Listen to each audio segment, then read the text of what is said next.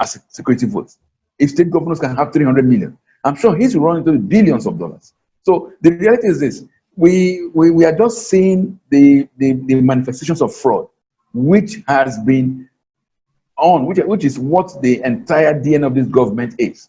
And it's good that Nigerians will now begin to realize what it is, and then hopefully begin to ask questions that they should ask. Because the problem with this country is that we see all these things every day. Each one that comes up gets swept under the carpet, and life continues. People tend to wait for their own opportunity to steal. So, but we hopefully, with all this amount of fraud going on from all facets of the economy, from all facets of the country, all industries are buried in corruption. Hopefully, Nigerians now begin to ask questions and say, how do we get ourselves out of this mess? Because we're not going to go, we cannot make any progress with this kind of quagmire we're in. Look, which sector can you imagine? Is it the health sector? Look at how much money has been spent on COVID. And it's all fraud, because as I'm talking to you now, no hospital in Nigeria, none of the general hospitals has gotten a single new equipment that's used for the breathing. Not one has been purchased for any of these general hospitals. And then where are all these billions going? And it's so every facet of the economy. Is it the transportation sector? We've just seen what has happened with the loans from China. This government, the Buhari administration, living true to type to those who know Buhari, has been mounting a war against corruption. And of course, those who mount, the more you talk about corruption, the more actually they are rooted in corruption. So it's multifaceted. It covers all the fields. So, and it's a maze. How do we start it? The issue is, it depends on the question that we ask, I will now begin to address. But from as if what we are seeing is just manifestation. From day one, this government set out on two things. It mounted a war against insecurity and also a war against corruption. In reality, it was dubious. The security situation started getting worse from the day one, and likewise, corruption has started getting worse from the day one. So, excuse me, sorry if I may interrupt you here. Please go ahead, yes. Why has it been difficult for President Buhari to effectively fight against corruption in Nigeria? Is it because that he himself is corrupt, or that he is incompetent? Well, I think it's the two. He's both corrupt and incompetent. Why do you say so? What is the basis? What is the basis for saying that Buhari is corrupt? Let me give you good. With regards to, let me start with the incompetence. Okay. Most times, Mr. General Buhari will say he's not aware of what's going on in his government. He's not aware, and we appreciate that this is an old man. He might not an old man who didn't have the best of education. Best of Western education. So he might not have the capacity to understand what goes on in government. And moreover, now that the government has even gone haywire, has gone IT compliant and everything, he is totally bereft. He's out of his depth. He does not understand what is going on. So in that instance, he is incompetent. Now, with regards to corruption, Buhari himself may not even understand how to handle money. But if, as a man, you keep on benefiting from corrupt funds, your friends dole out some kind of privileges for you. Or anytime you are sick, even as a retired general, whenever Buhari traveled abroad, he stayed in the best of hotels. He had the best of medical treatments. His cronies, those who he empowered, were the ones that were actually footing these bills. So he might not himself be taking this cash or taking this loot, but Mr. Buhari, by being a beneficiary of corrupt practices, by helping to set up his cronies, his stooges, who will now, down the line, also take care of him, I think that is corruption. You're not just corrupt when you are able to access the banks or do contracts and steal the money. No. If you stay back and put yourself in a position whereby you can benefit from loot, you can those who you helped set up will now finance you or take care of your needs. You are corrupt. And look at Mr. Buhari. From the time he left the presidency as the head of state till when he became president, Mr. Buhari always had his children go to the most expensive schools in the UK. I mean, he had the best of, he would fly in private jets. He would go to stay in very good hotels. He had the best of medical treatment. At what was his pension? At how much was it costing him? So he was indirectly benefiting from those who he set up. And that is a worse, in fact, that is a very smart way to be corrupt. When people check your bank account, you cannot even buy a form for presidential elections. But then suddenly you start spending billions. Your wife starts having wristwatches and Prada shoes and everything. Come on. So he's a very smart man, but as for being corrupt, General Buhari is very corrupt. Some people, because he benefits from loot. He benefits from those who he set up and who are corrupt, who now financing him and then helping him to do that. He was competent. I said he was very, very incompetent. That's whether he was corrupt. And I said, yes, General Buhari is very corrupt because all through the years, he has been benefiting from corruption. And like we know in law, when you receive stolen properties, you're also a criminal. So if your children's school fees gets paid by those who you helped to be enriched corruptly and you look the other way, if you are also corrupt, even if you have no dime in your own account, but you can live a large life, you can live the life of a multimillionaire, you are corrupt, and that is how it is. Some people, yes. Some people may also argue that the Nigerian system itself enables corruption to take place, and that even the Nigerians themselves have accepted corruption as a way of life. I don't know, do you agree with that assertion? No, I don't agree with that assertion. Nigerians are very hardworking people. They work hard. If you go to the rural areas where most Nigerians live, they also respect hard work. So Nigerians have not accepted corruption. What has happened is this. The corrupt who have taken over the reins of government, who have taken over the power, have made it almost impossible for anybody to even eat without becoming corrupt or without coming to bow to them and to take some largesse from them. So that is what we are now suffering in Nigeria. But in real terms, you are in the UK. Go abroad. Nigerians are known. When things are done by merit, Nigerians excel. When things are done properly, Nigerians will also be properly excelling whatever they're doing. But in the Nigerian politics, in the Nigerian contraption, in our country, we have had characters who have taken over the reins of government and have made it impossible for you to achieve anything meritoriously. And they now make it almost like you must be corrupt to eat. You won't be allowed to even flourish without kowtowing to corrupt practices. So that is why it appears as if Nigerians are corrupt. We have not accepted it. Look at the neighborhood. Look, I mean, where I am now, people still go to the farm, they try to work hard, but then when they do all that stuff, somebody in government just comes and sees whatever they're doing, unless you now give him a bribe before he releases your own stuff to you. So Nigerians are not corrupt. Muhammadu Buhari, one of his trips to the UK, he was asked about Nigerians. He said that Nigerians were lazy, Nigerians were lazy, that they are corrupt. Come on, Nigerians are not corrupt. They are hardworking. They believe in merit, but we have rulers who are extremely corrupt, and they rather go out of when they go out of the shores of Nigeria, they just try to paint Nigeria black, make us look rough, and make Nigerians look terrible. But Nigerians, I assure you, the ones I know, and that there are millions, they are not corrupt.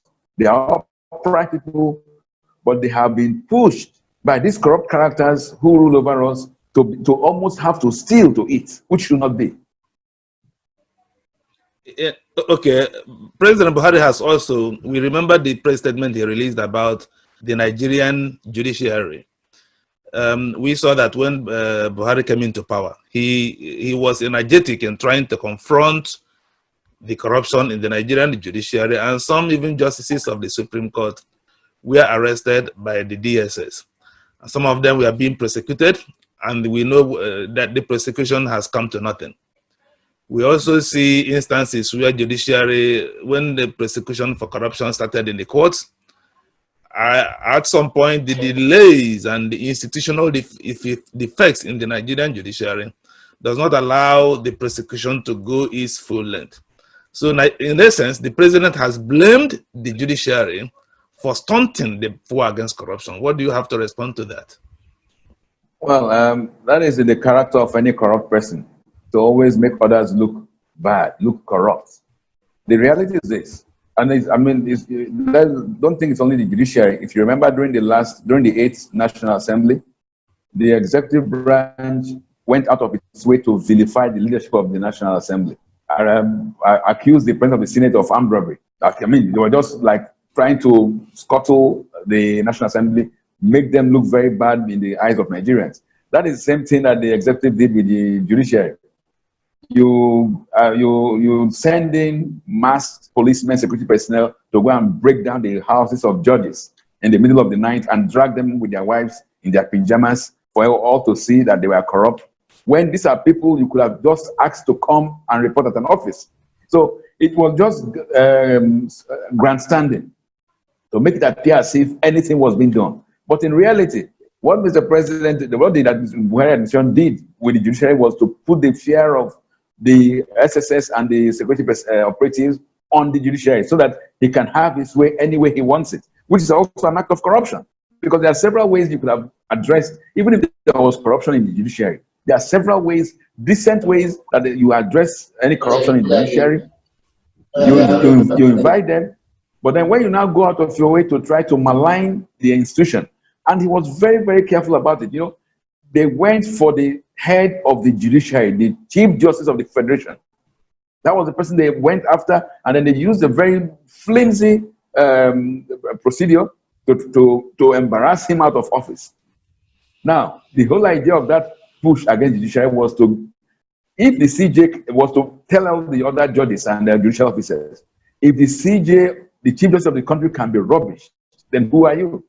And that sort of put the fear of the executive branch in all across the judicial offices in the country, which is very unfortunate, which to me was also an act of corruption.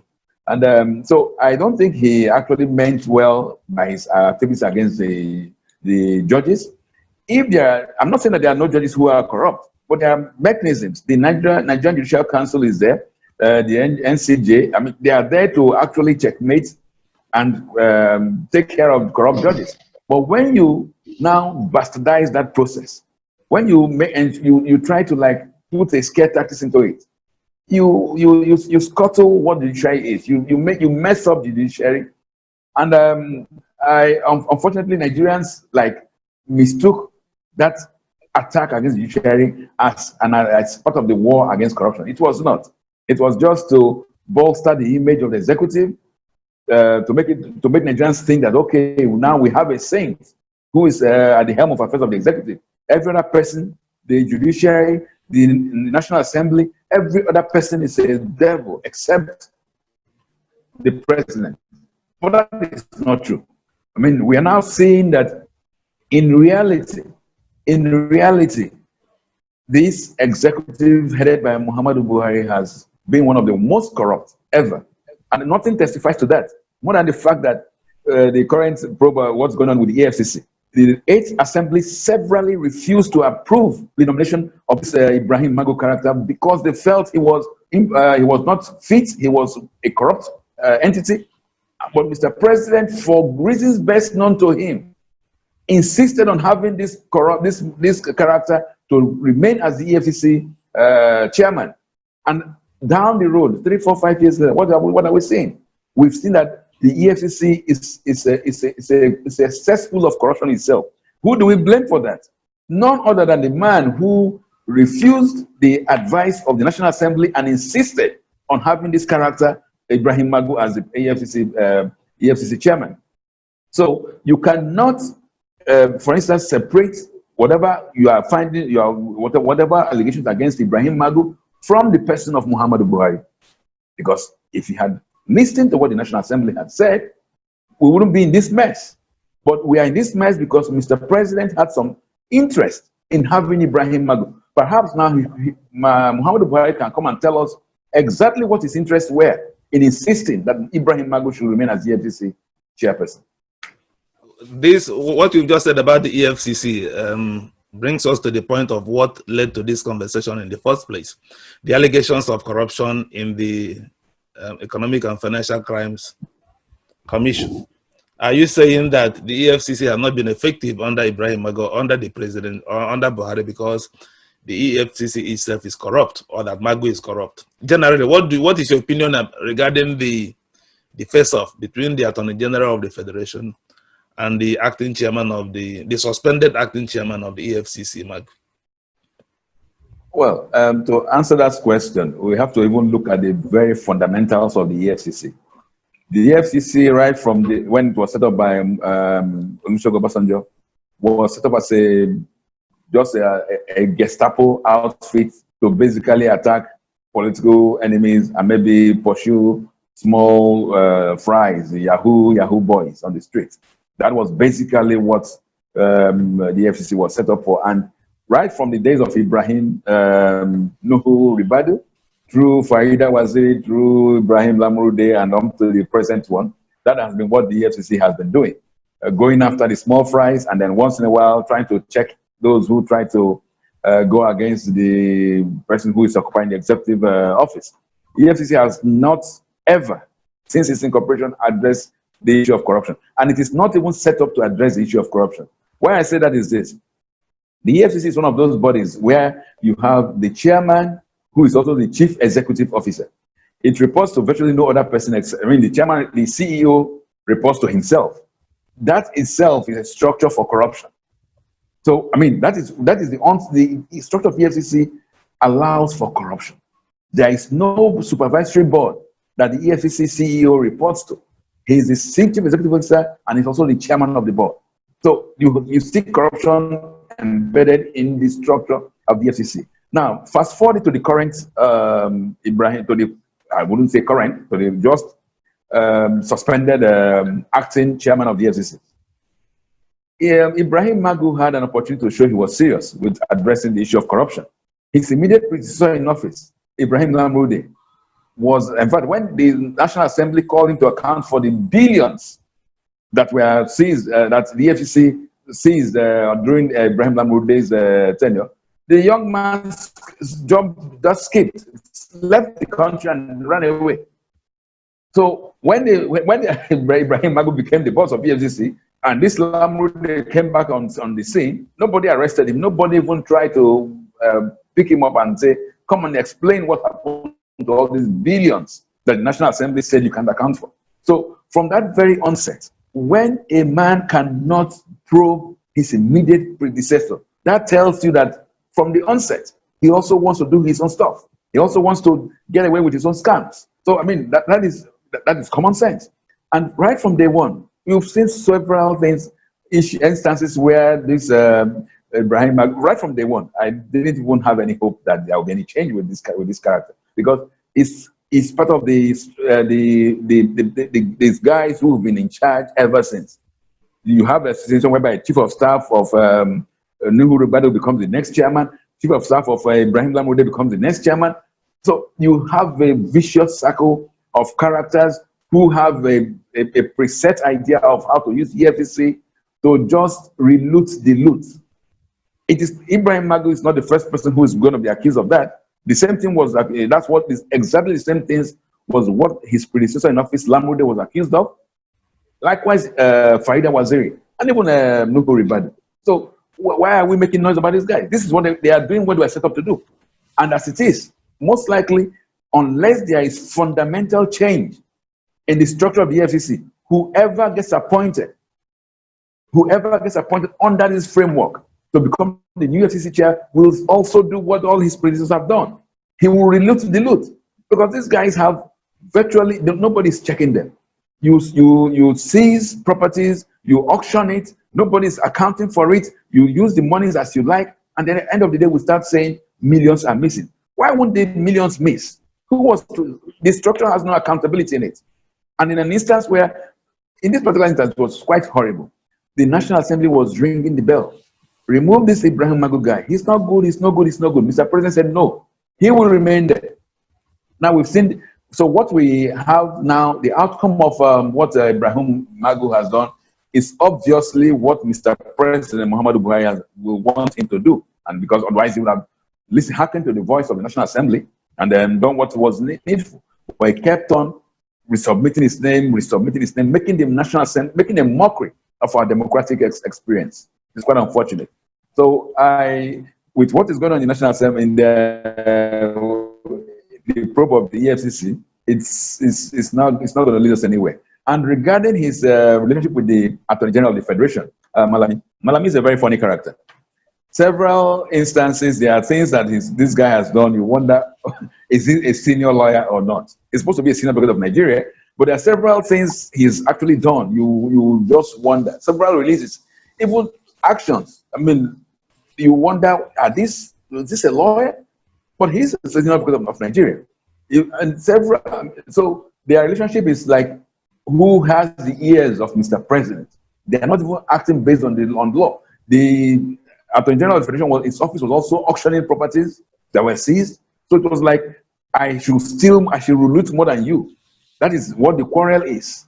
The quarrel is not about how to tackle corruption. It is, why are you perhaps looting more than I can loot? Which is unfortunate, very, very unfortunate. But that is where we find ourselves now. If the quarrel among these two officials was for the betterment of Nigeria, was for the greater interest of the country, then we can now discuss it. But as it is now, when you look at the allegations, they are throwing around. Somebody sold 46 ships or loads of crude. Somebody sold houses. So, come on, how does that benefit Nigeria? It is, why are you looting more than I'm looting? Or why are you looting more than I can reloot? And it's a shame. It's a shame that these two men, despite all the mods they are slinging at each other, still remain in office. Tells you that something is wrong with the leadership in this country. Or rulership, to be more precise, not leadership, rulership in this country. Well, another allegation of corruption that has shaken the country is that regarding the Niger Delta Development Commission, NDDC. And Nigerians are really worried by the mud being wrecked from the investigation by the House of Representatives. So what we have from the presidency is a lame press statement that they should allow the forensic analysis to go on. Is there actually a forensic investigation going on? Or if there is, what are the prospects that those who have been indicted in the NDDC will face prosecution? Now that it appears as if the Minister of Niger Delta and the House of and the members of the National Assembly have kind of are in a stalemate. What are we seeing in the NDDC probe, please? Well, the NDDC probe has two implications or two reasons why it's been propagated this way. One of the reasons, which is very sinister, is to tell the people of the Niger Delta that, yes, you've been clamoring for 13% or for 50%. We've given you 13%. We've put your people in charge of that 13% and see how they are stealing it. That is the sinister motive behind this so-called probe. It is not to either refund any funds or to do whatever. It's just to say, okay, you asked for this and we give it to you. Now your own people are the ones dealing with you. And unfortunately, some of them are biting that kite or agreeing with that narrative, and they're like going back and trying to create issues or have some misunderstanding with their local looters. I mean, local looters, that's what they are. So, but the issue should be beyond that. The other one about the recovery of funds, I mean, nothing will come out of it. Nothing will come out of it. If you look at the videos emanating from the National Assembly sitting in the House of Reps inquiry, the drama that took place where the MD of the NDDC stylishly fainted. I mean, I don't know why he didn't. He really hit his head hard on the ball, but he restfully fainted. I mean, even an apprentice actor can do far better than that. So it's part of. It's just a charade. It's a charade. Unfortunately, it's a charade. And the figures, the billions being mentioned in this probe, about 80-something billion and other stuff, will just tell you that it's peanuts compared to what is going on elsewhere. In fact, ironically, while the NDCC probe was going on, over 81 billion, 100 billion was said to have been missing in the Northeast Development Commission. 100 billion. a group a commission that is less than 3 years old. 100 billion is already gone in there in that group, but nobody's talking much about it. So the issue is this: the system is like everybody's investing in corruption. I mean, that is the point. So sorry, my brother, what you have just said now, what if you have just said, I think that is the point I was trying to ask initially. Yes. You just said that everybody is invested in corruption. So does that imply that even if, whether it is, does that imply that whether it is Buhari or there? Yes. Because the Buhari we know, well, it's not that we know his deficiencies. We know when he came to power in 1983. Yes. So let us assume that Buhari is sincere when he was promising Nigeria that I will fight corruption. But now he has come into office and then observe that everybody, like you said, is invested in corruption. How can you fight against the mountain? Please tell how. So is it, are we blaming Buhari, or should we blame the Nigerian structure, or do we blame the Nigerian people for what is happening? Thank you very much. Why we have to blame Buhari solely is this. If you notice, all these characters who are looting and relooting were all appointed by Muhammadu Buhari. All of them, without exception, were all appointed to their positions of looting by Muhammadu Buhari. In the various villages, wherever these people are coming from, there are people of integrity, people whose character cannot be questioned. They are all there. But this same Mr. Buhari, Mr. Integrity, did not feel any of these people were what being appointed into these offices. He opted for these characters who are very impure, who will be there to reloot the loot. So that is why I say everything boils down on the head of government. You see, the Nigerian structure is such that the Nigerian president actually wields more power in Nigeria than any other president on earth.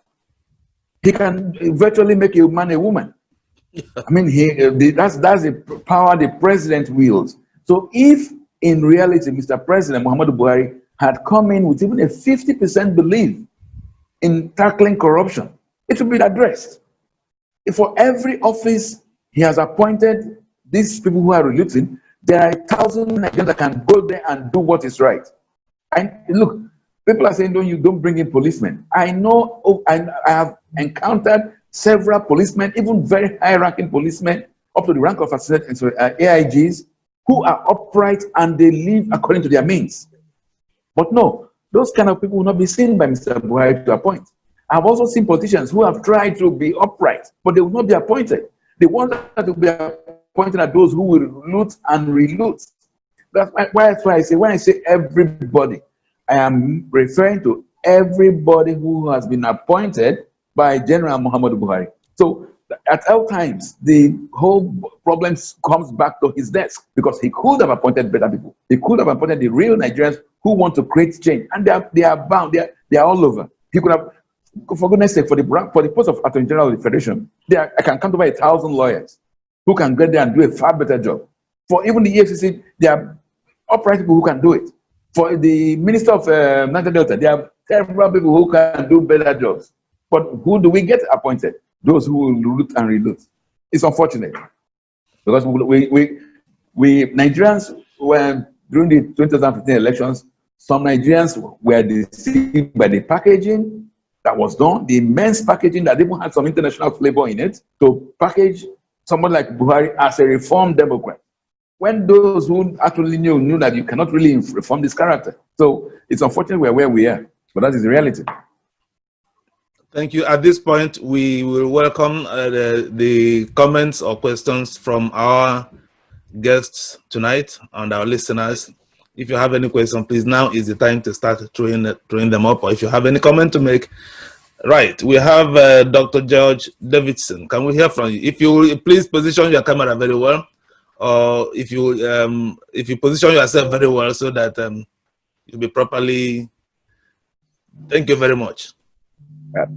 Good evening, gentlemen.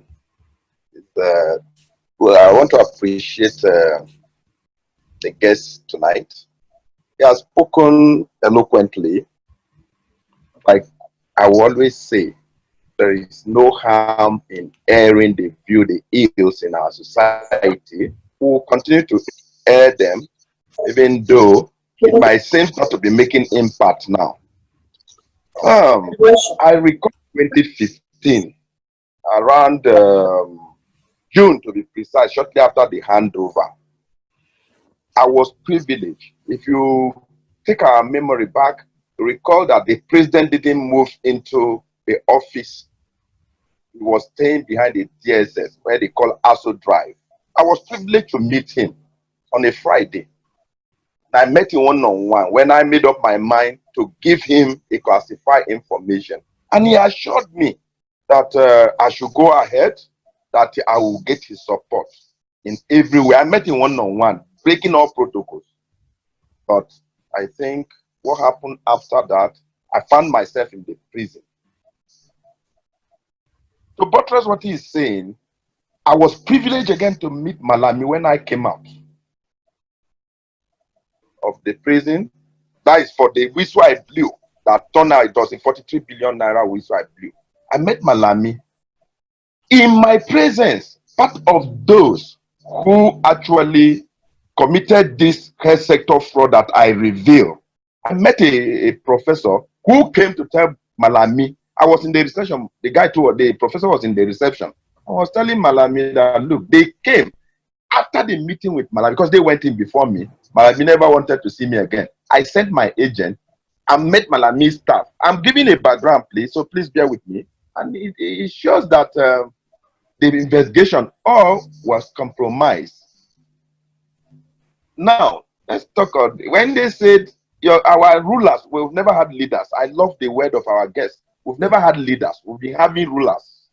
Our rulers, I don't think they have the dream of the next generation or the Nigerian child. It's about looting and relooting. But my question is this. Yeah. How long will this continue? The apparatus of the government are actually being used. I will cite instances. The Inspector General of Police, starting from Arazi. Arazi was my personal friend. And one thing with them, the moment you give them key information, intelligence, have overwhelming evidence, they turn around and they use it to make money. They confront the suspect with the evidence, and then you, the reporter or the whistleblower, you are in trouble. Now, with Magu, it came to play. I was in touch with Magu yesterday, one-on-one. You understand? What I'm trying to say is that the system need overhaul. I don't know how it will be done, because some of us, I've never voted. I've never wanted anything political in my life. But you know, I was so overwhelmed because in 83, I was a child in Jos. I was so believing in Buhari. And I didn't know that this Buhari is a packaged Buhari. And I didn't know that this Buhari, well, in fact, I had a military man who served with him who told me that it's just that I didn't know that Buhari didn't change a minute. That is the Buhari that part of Buhari's problem is that he doesn't even know how to spend the money if you give to him, that he's dull. And that is part of corruption. Ask me. It's part of corruption. Because when you are not in charge, when you are not in charge of your house, you are not in charge of your family. I'll give you an example now, because Nigeria is a family in Buhari's hand.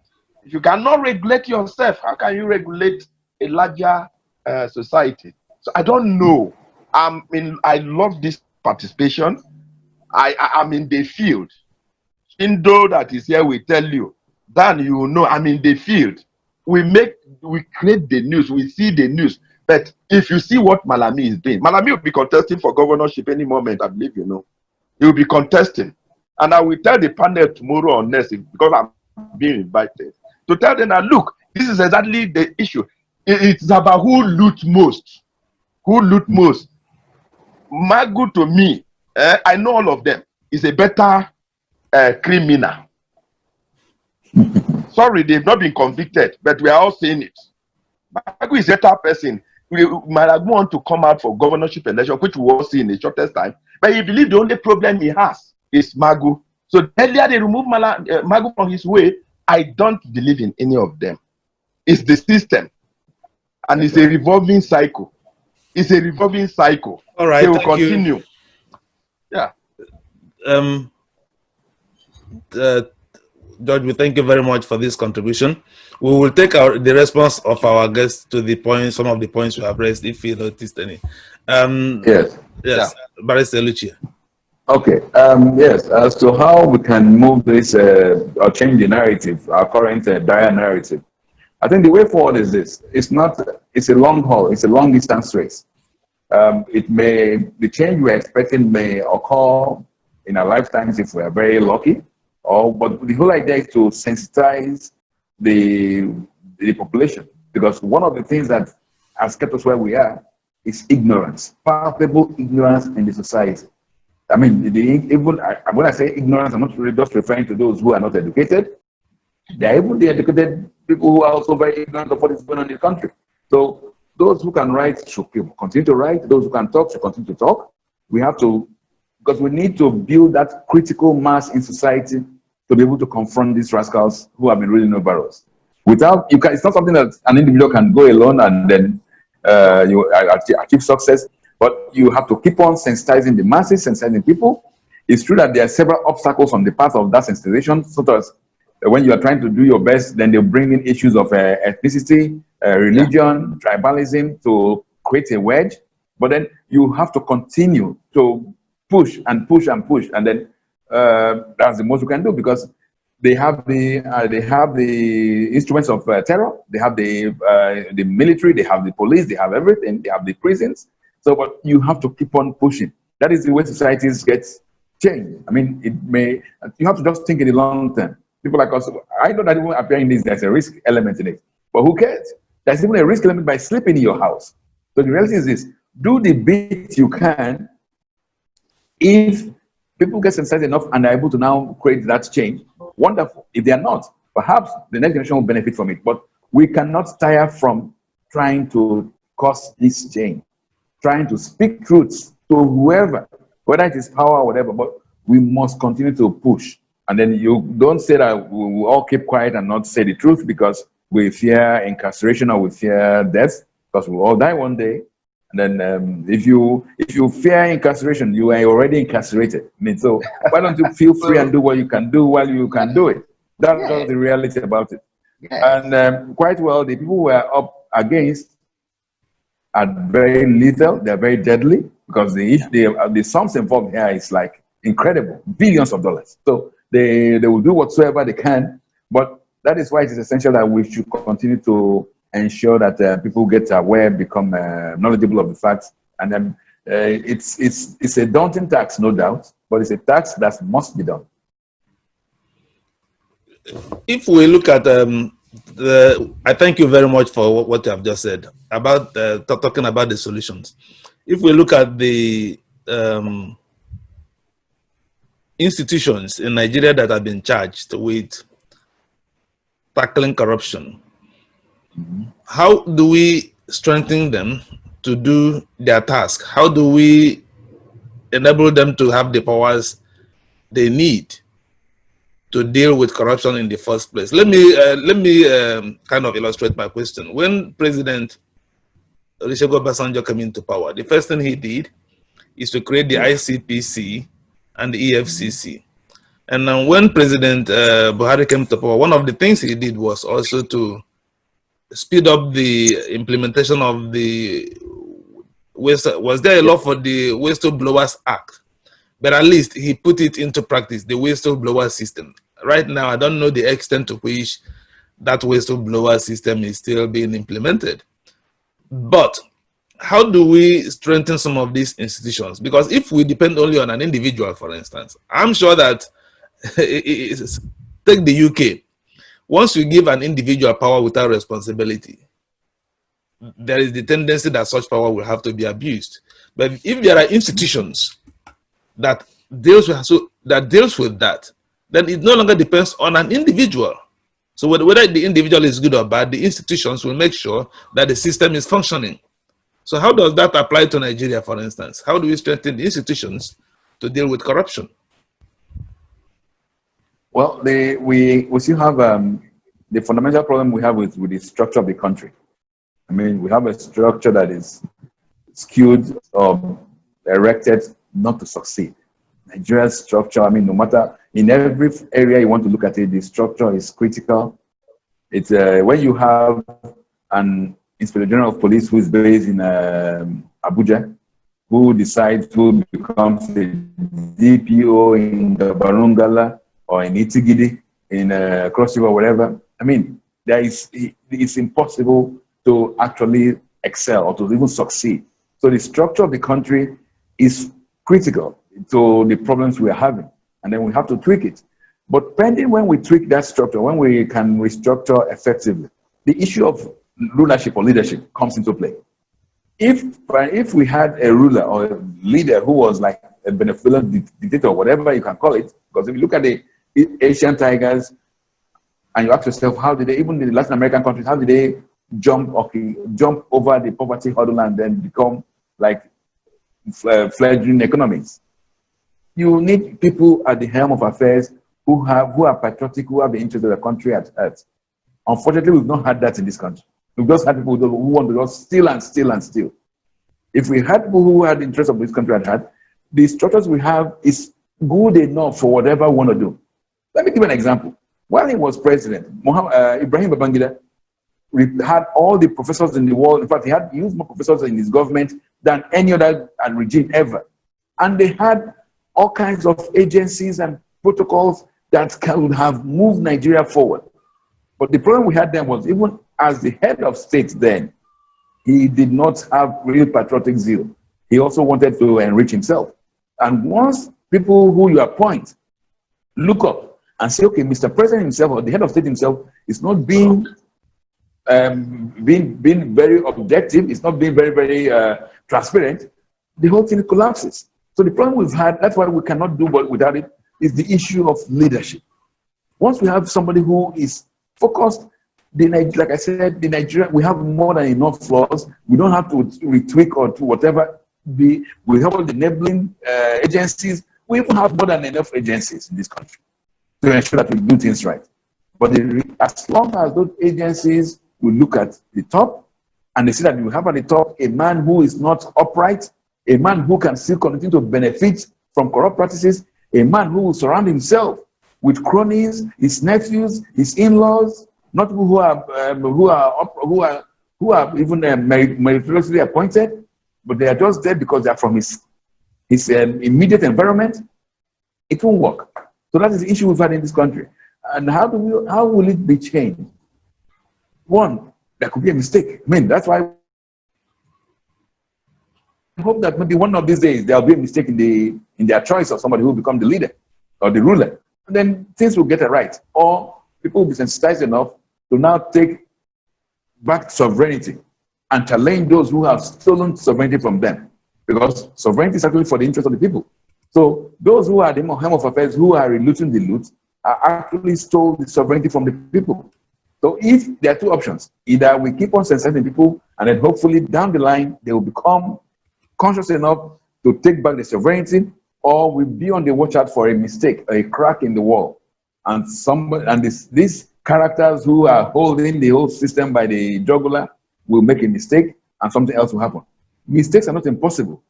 Let me give you an example. In Russia, there was a mistake. Somehow they got Gorbachev to become the Secretary General of the Communist Party. And what happened? The whole thing was collapsed. And perhaps also in the US, there's a mistake now. Let's just see how that one works out. But mistakes can occur.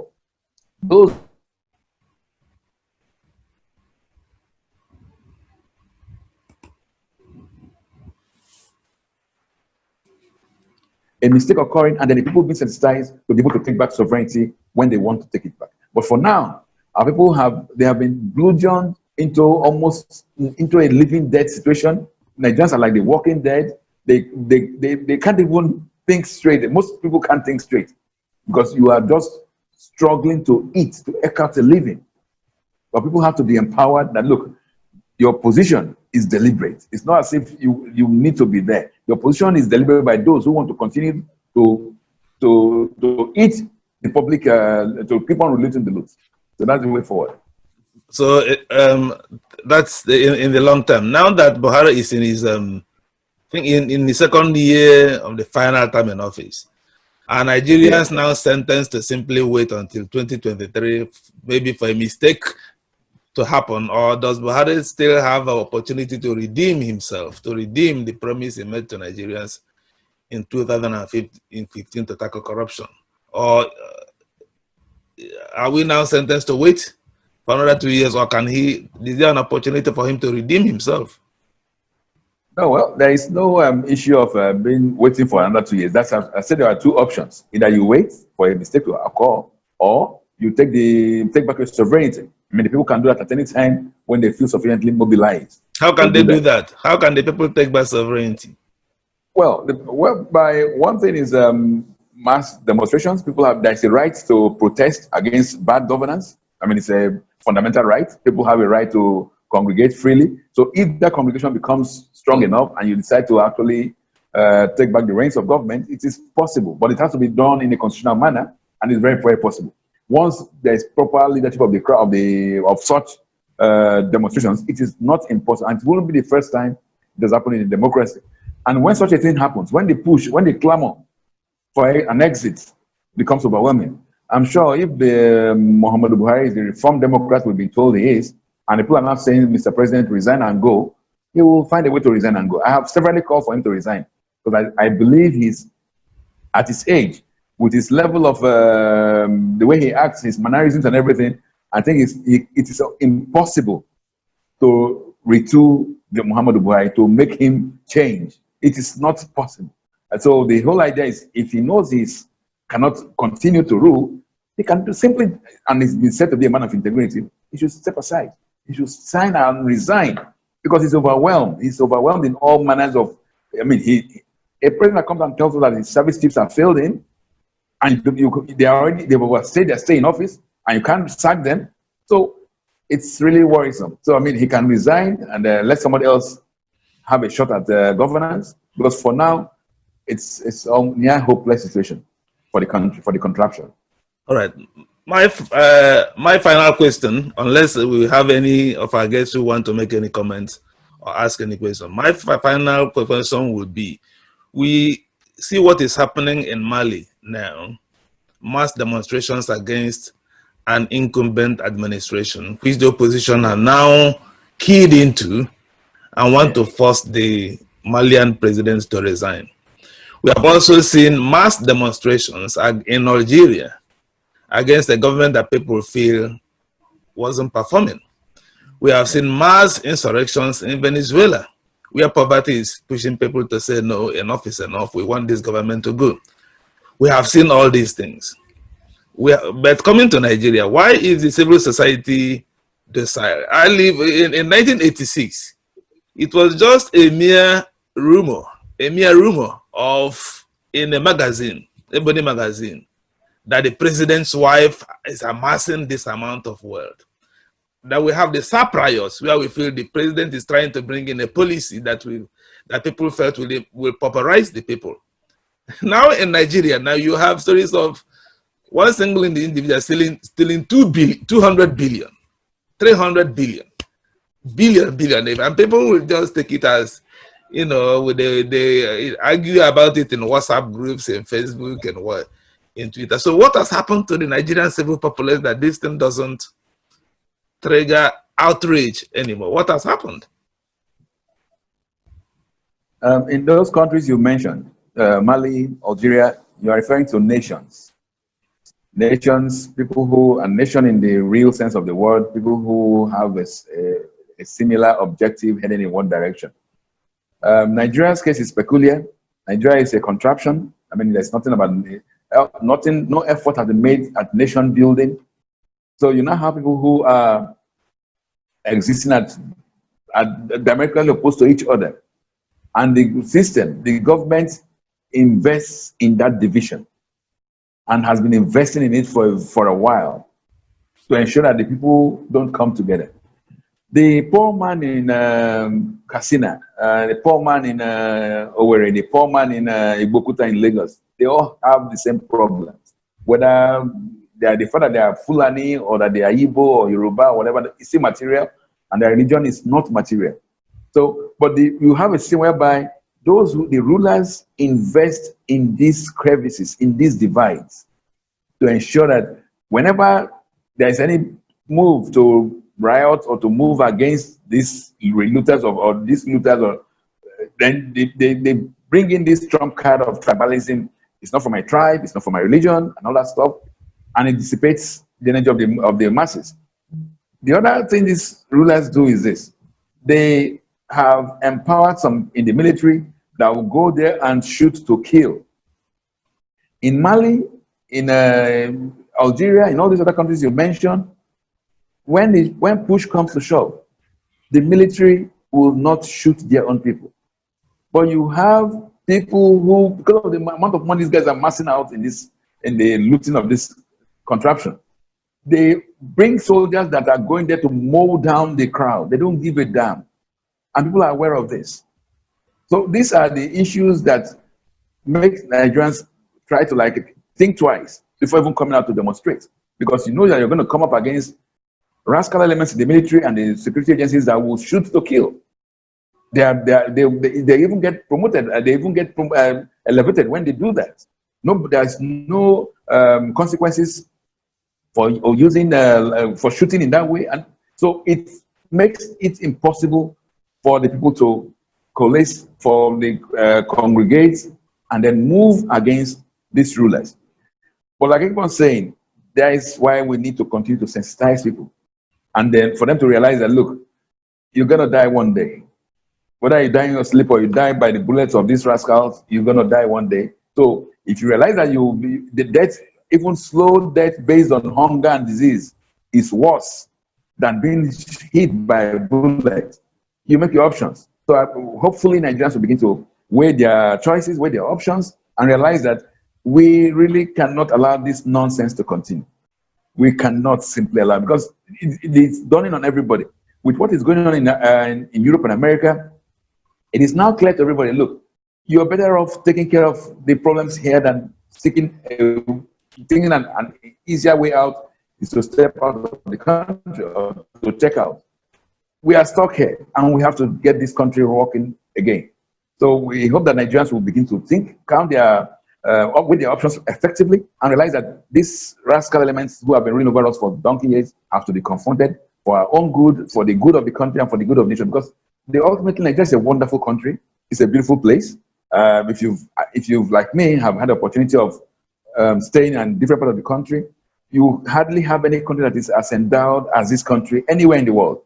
So we should try and do whatever we can do to make sure this country gets on its feet and working. But to do that, we have to ensure that these rascals elements who are our rulers for now have to be shown the way out, and we just have to do it one way or the other. Thank you very much, Barrister Eluchie. It's been a worthwhile evening. Before I finally let you go, you are the first person I have this word contraption. I think you are the first person that started using this word contraption in Nigeria. Why do you refer to Nigeria as a contraption? I stand to be corrected whether you are the first person, but to me, you are the first person I started to read contraption from. So why do you refer to Nigeria as a contraption? No, I think I'm about the first person, because it's good to hear that word is getting currency. Yesterday I had Wale Soyinka also use the word contraption. I've had Babangida also use the word contraption. Babangida uses contraption. Oh yes, and there was an interview he was using the word contraption to describe Nigeria. The reality is that it has to dawn on us that as we are now, we're a contraption. And it's not that negative word. It's just that the reality is that we're a contraption. People from everywhere, we are just together, tied together. Some are trying to get out of the mess we're in. Some want to say that Nigeria is a contraption. We're not even a nation.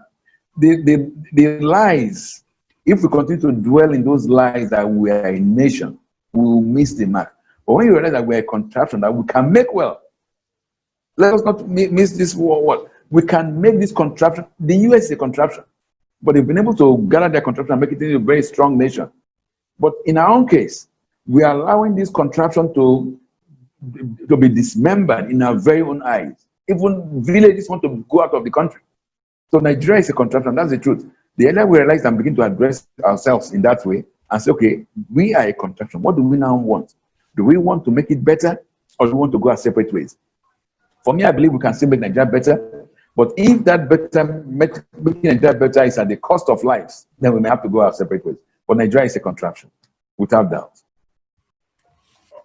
On that note, I say thank you very much, Barrister Eluchie, for gracing us with your presence tonight. And I thank all our guests and all our listeners on Facebook that are following us on the other social media. Well, thank you very much for listening in tonight. Tomorrow we are having a different speaker. We are having Mazi Afamosi, who is the former General Secretary of the Nigerian Bar Association. His own topic will be the Nigerian Bar Association, elections and judicial review, judicial reform. So thank you very much, Barrister Eluchie, for being with us tonight. Thank you very much. Have a wonderful day. Thank you. My pleasure. And to our guests, we thank you very much, our listeners. Thank you very much for being with us. And we say have a good evening.